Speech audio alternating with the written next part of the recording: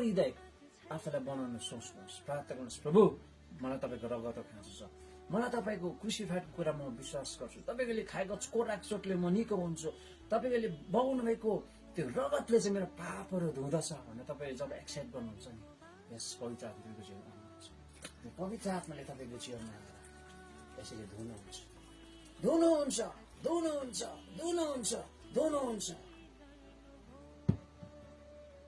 तपाईँको सम्पूर्ण त्यो अघिका पापहरू धोएको छ। तपाईँको जीवनमा चाहिँ पवित्र आत्माको रगत बहेको छ। अनि हामीले भन्छौँ म पिता पुत्र पवित्र आत्मालाई विश्वास गर्ने व्यक्ति। प्रभुको वचनले भन्छ मैले तिमीलाई मेरो स्वरूपमा सृष्टि गरेँ। अब म तपाईँलाई भन्न चाहन्छु, यदि तपाईँले परमेश्वरलाई एक्सेप्ट गर्नुभयो, पवित्र आत्मालाई एक्सेप्ट गर्नु यसरी तपाईँको सम्पूर्ण पापहरू धोइदिएको छ प्रभुले, अब तपाईँको जीवनमा चाहिँ